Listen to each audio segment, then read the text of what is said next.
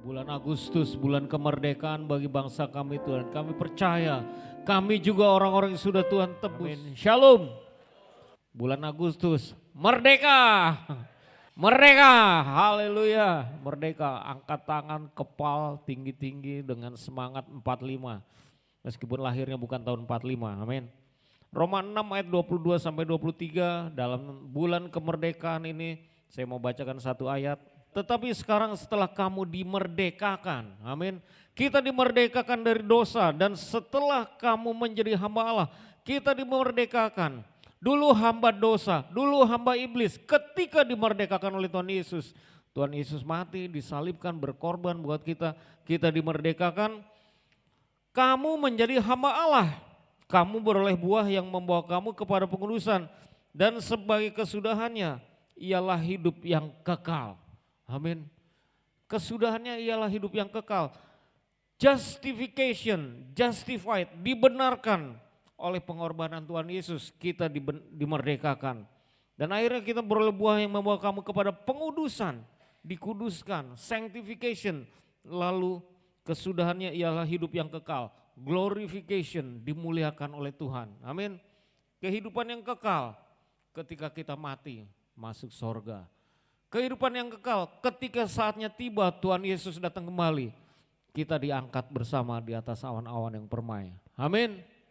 Yang percaya diangkat oleh Tuhan, boleh angkat tangan, puji Tuhan. Kita bersama-sama ketika sangkakala Allah, bila bunyi sangkakala, bila bunyi sangkakala, bila bunyi sangkakala, bila bunyi sangkakala ku ada, bunyi sangkakala bertiup, kita diangkat. Amin. Tuhan Yesus datang, kita diangkat bersama-sama.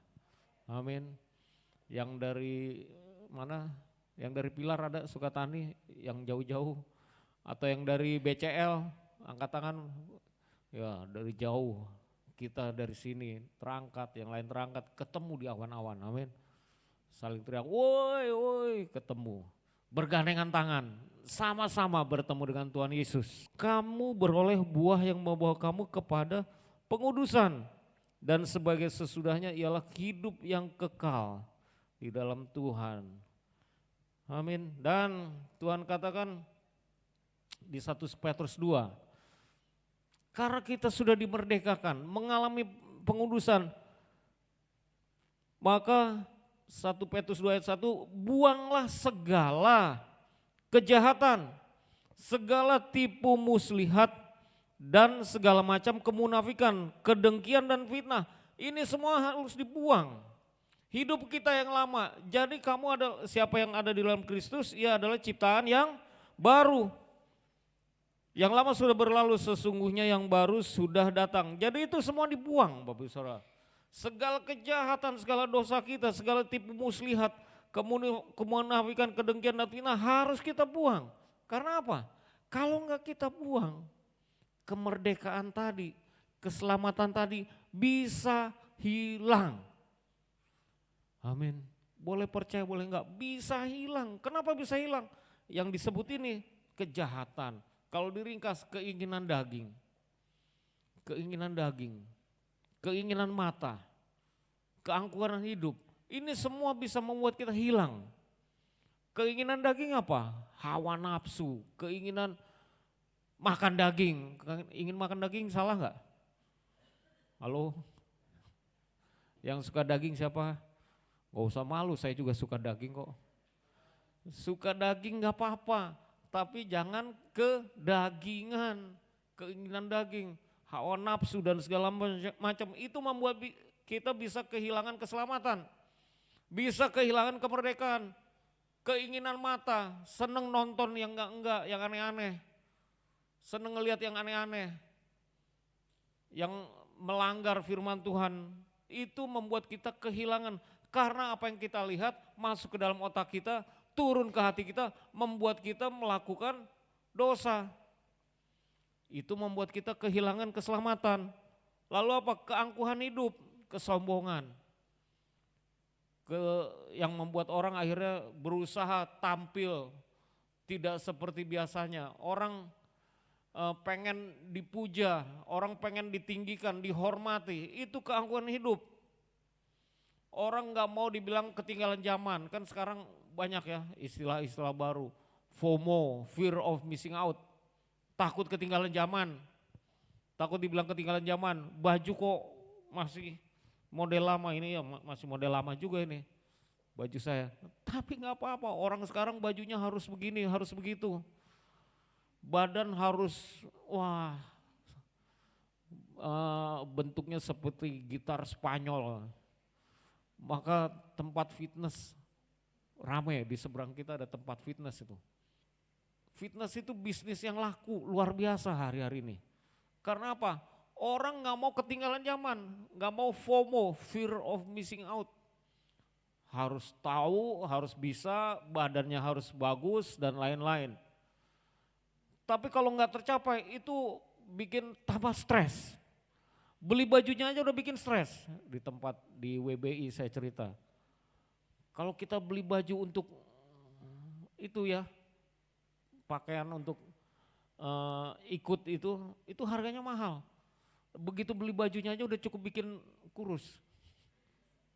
Jadi nggak usah ikut fitness, beli bajunya aja, aduh mahal, jadi puasa, otomatis udah langsing.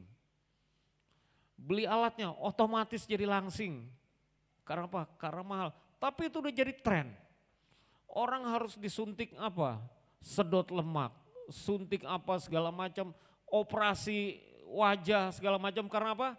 Supaya tidak FOMO tadi, tidak ketinggalan zaman. Perawatan dan segala macam. Ratusan juta. Gak usah dipikirin. Karena apa? Kita gak perlu lakukan itu. Yang penting hidup sehat, amin. Makan cukup, ada baju untuk dipakai, ada atap di atas kepala kita, ada tempat buat tidur. Yang penting ya senyamannya aja, tapi bukan karena supaya nggak ketinggalan zaman. Ada lagi FOPO, fear of people's opinion, takut pendapat orang lain, takut dibilang A, takut dibilang B. Kita hidup bukan karena pendapat orang lain, amin. Kita hidup bukan karena orang ngomong apa tentang kita. Jalan, takut orang bisikin, ada orang bisik-bisik, ini ngomongin saya nih. GR amat, siapa yang ngomongin juga. Lewat sana orang, bisik-bisik. Jangan-jangan itu maksudnya saya. Ada orang ngomongin apa, bikin status apa, dipikir, jangan-jangan itu tentang saya. Padahal gak ada hubungannya, cuma karena kita udah takut omongan orang lain. Takut digosipin, takut di prasangka negatif dan lain-lain. Takut merasa tidak diterima. Padahal Tuhan Yesus pasti menerima kita, amin. Tuhan tidak pernah tinggalkan kita. Dan Tuhan bilang tinggalkan, buanglah semua itu. Istilah YOLO, tahu YOLO? You only live once. Anda hanya hidup satu kali. Karena hanya satu kali, nikmati semua kedagingan tadi, keinginan daging, semua hal nafsu. Karena hidup hanya satu kali, semua dinikmatin. Makanan dimakan semua, minuman diminum semua. Justru karena kita hidup hanya sekali. Berapa tahun sih kita hidup? Teman saya kemarin hari satu hari itu masih kerja, besoknya meninggal. Umurnya pendek. Umur cuma berapa tahun, misalnya 50, 60 tahun, 70, 80 tahun, anggaplah 100 tahun. Panjang atau pendek 100 tahun? Panjang Pak, dibandingkan dengan kekekalan.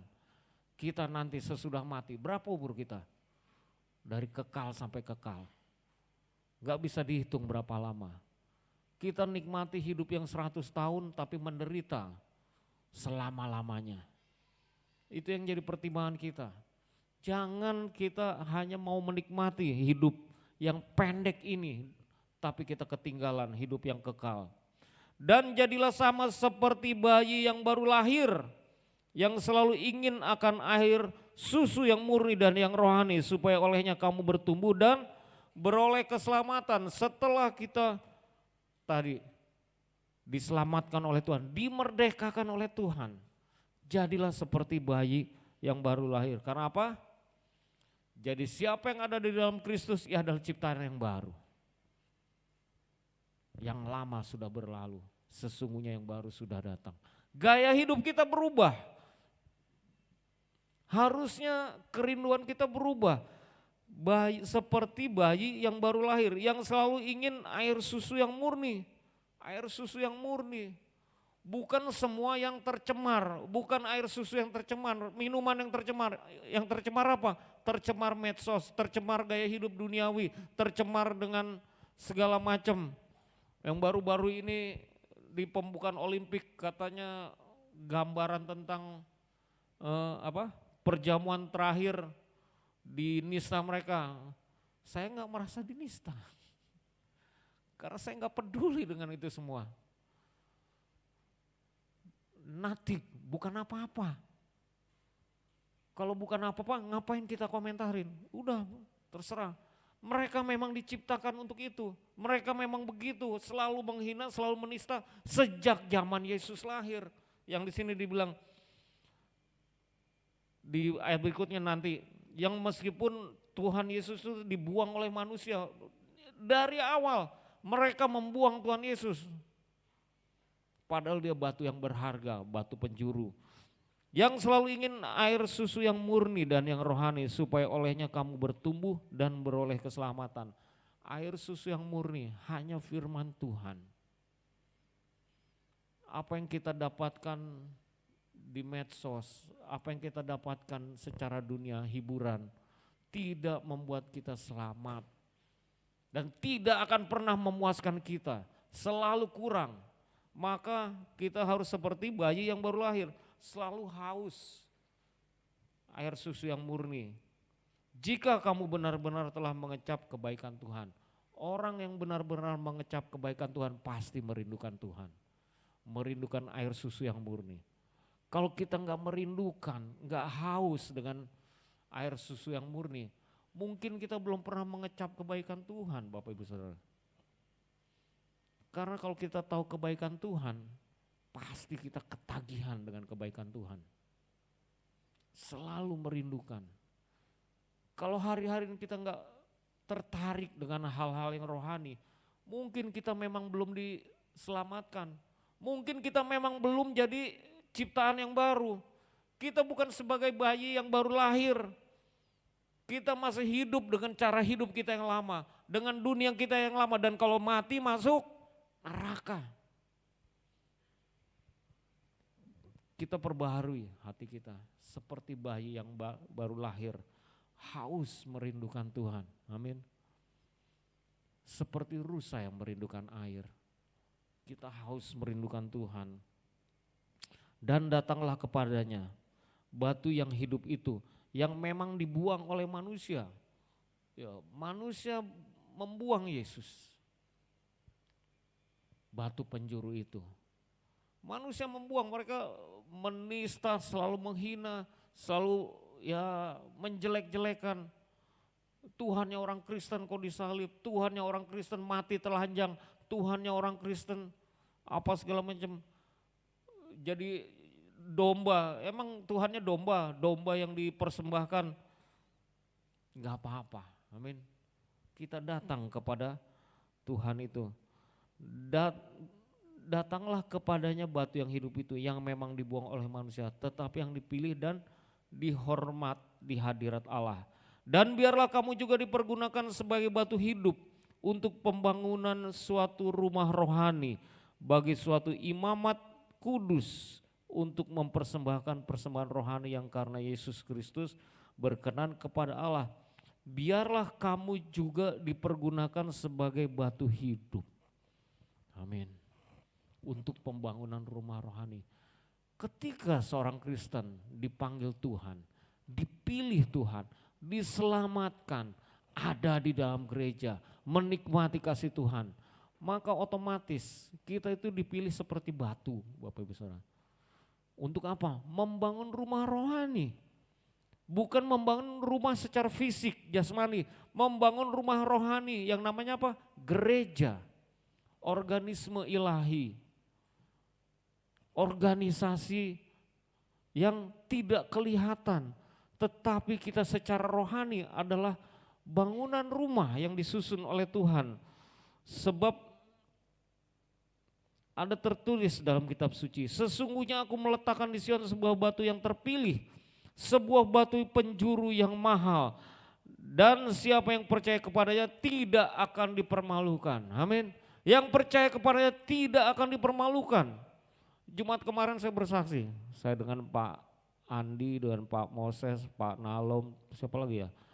8 orang kita bertemu, tiap minggu kita bertemu.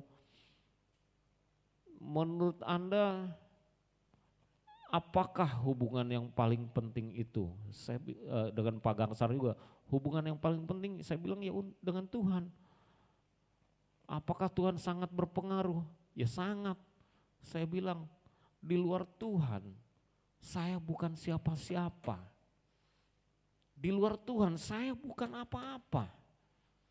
Kalau saya bisa naik mendapat jabatan seperti Hanir ini, Tuhan promosikan dapat seperti itu, saya juga tidak tahu. Saya sering bilang nilai saya lulus dengan sangat rendah. Nilai saya cuma 2,48 IP-nya. Mungkin Ruth lebih tinggi ya, Ruth berapa Ruth? 3,7, Masya Allah, ini orang pinter banget loh. 3,7, cerdas, itu cum laude bukan? Cum laude. Cum laude itu gelar untuk lulusan yang tinggi sekali. Saya boro-boro 2,48, selisihnya banyak. Skala 5 ya, skala 5 atau 4? 4. Oh 4 ya tinggi banget. Saya hampir setengahnya. Lulus hanya karena anugerah, amin. Lulus tiba-tiba lulus. Lagi mau ngambil kuliah sama dosen gak boleh, sama ketua jurusan. Ngapain kuliah lagi? Ngabisin subsidi. Udah cepet-cepet lulus saja, ya puji Tuhan. Saya senang-senang aja, gak usah kuliah lagi, langsung tugas akhir. Tiba-tiba lulus.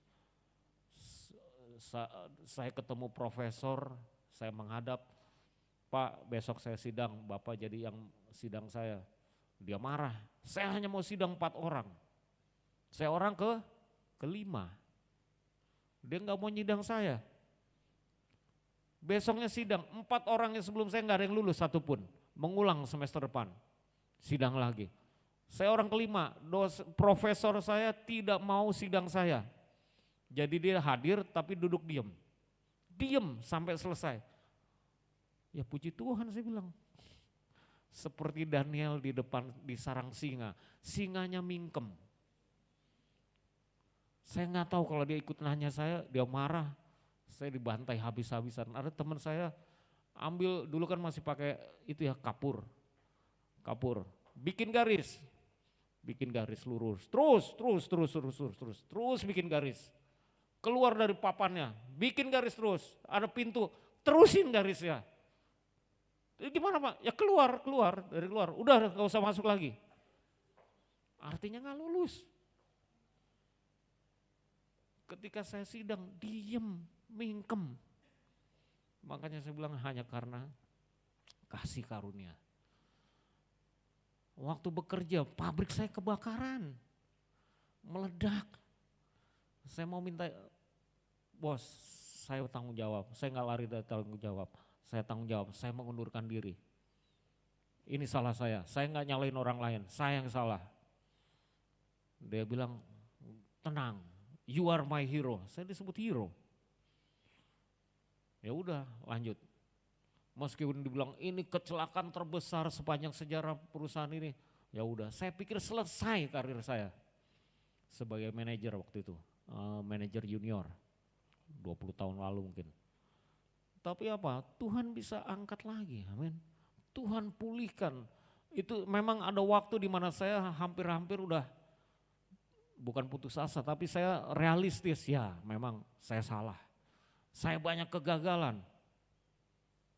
Dan Tuhan apa? Satu persatu Tuhan pulihkan, amin. Tuhan perbaiki. Terus orang-orang yang di atas saya, Tuhan singkirkan satu persatu. Oh ini bermasalah, minggir, itu bermasalah, minggir. Lah tiba-tiba terbuka semua. Tuhan angkat lagi, amin. Gak ada yang mustahil ketika Tuhan yang bekerja. Dipergunakan sebagai batu hidup. Berikan hidup kita, kita tidak dipermalukan. Dan siapa yang percaya kepadanya tidak akan dipermalukan. Yang penting apa? Kita mau jadi seperti batu, disusun di atas sebuah batu penjuru. Untuk apa batu penjuru? Tembok sebelah sini dengan tembok sebelah sini, kalau batunya masing-masing, yang sini turun, yang sini enggak, maka terjadi miring. Bangunan bisa rubuh, atau bisa miring ke sini, atau miring ke sini, atau ke dalam. Ada satu batu namanya batu penjuru. Tembok ini, batu tembok ini harus ada di atas batu penjuru itu. Supaya ya bangunannya bagus, bangunannya kuat, tidak mudah rubuh. Itulah batu penjuru Tuhan Yesus. Kita sebagai batu yang hidup disusun di atas batu penjuru itu. Disusun di atasnya, disusun. Itulah kita. Berikan diri kita untuk disusun oleh Tuhan. Membangun sebuah bangunan yang rohani, yaitu apa? Gereja Tuhan. Dipakai oleh Tuhan. Jangan jadi penonton. Amin. Jangan jadi penonton, semua aktif melayani Tuhan. Semua aktif terlibat. Tidak satu pun yang jadi penonton. Yang selama ini masih jadi penonton seumur hidup. Dari lahir Kristen sampai hari ini. Umur ya kalau saya 55 tahun. 55 tahun jadi penonton, stop. Mulai jadi batu yang dipakai Tuhan. Berilah diri kita dipakai oleh Tuhan. Karena Tuhan mau meletakkan kita sebagai batu rohani. Biarlah dipakai Tuhan. Talenta saudara apa? Merasa punya senyum yang manis. Halo, punya senyum yang manis. Bisa jadi singer, bisa jadi di bawah itu apa namanya? Menerima tuh usher. Bisa jadi diaken, bisa jadi apapun juga. Merasa punya talenta musik, ayo main musik. Kita kekurangan musik, kita punya cabang 2. Tiap minggu ini harus ada yang melayani di sini, ada yang di Harko, ada yang di Pilar. Kadang-kadang kekurangan, malahan kita mau bikin lagi buat Cikarang Selatan, amin. Begitu kita dapat tempat Cikarang Selatan, kita masuk, kita buka cabang baru. Berarti sekali ibadah perlu berapa orang tuh? Banyak. Ayo bangkit melayani Tuhan. Bagi kamu yang percaya ia mahal, tetapi bagi mereka yang tidak percaya, batu yang telah dibuang oleh tukang bangunan telah menjadi batu penjuru, juga telah menjadi batu sentuhan dan suatu batu sandungan. Mereka tersandung padanya karena mereka tidak taat kepada firman Allah, dan untuk itu mereka juga telah disediakan.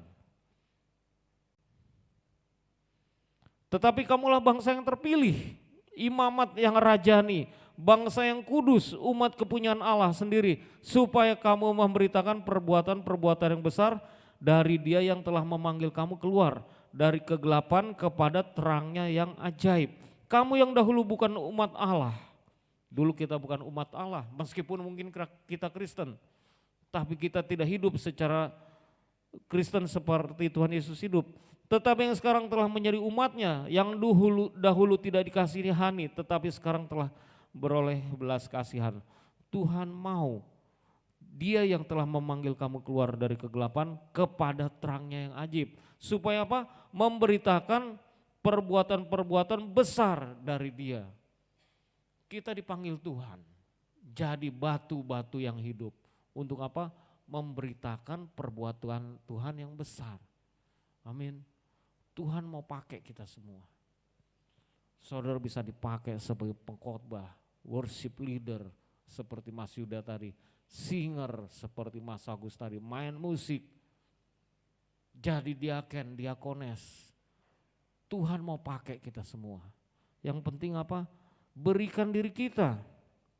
Dan biarlah kamu juga dipergunakan sebagai batu yang hidup untuk pembangunan rumah rohani. Dipergunakan sebagai hidup untuk pembangunan suatu rumah rohani. Bagi suatu imamat kudus untuk mempersembahkan persembahan rohani. Yang karena Yesus Kristus berkenan kepada Allah. Amin. Kita dipanggil Tuhan untuk menjadi batu-batu yang hidup. mau dipakai dalam pertumbuhan rumah rohani, yaitu apa? Gereja Tuhan. Gereja enggak berbicara tentang fisik, tentang bangunan, tentang secara jasmani. Tempat ini mau dirubuhkan silahkan, mau direnovasi jadi apa silahkan. Tapi kita tetap hidup sebagai satu komunitas, amin. Gereja, organisme ilahi, komunitas ilahi yang rohani, kita saling membangun, saling menguatkan. Kita satu keluarga Allah, amin.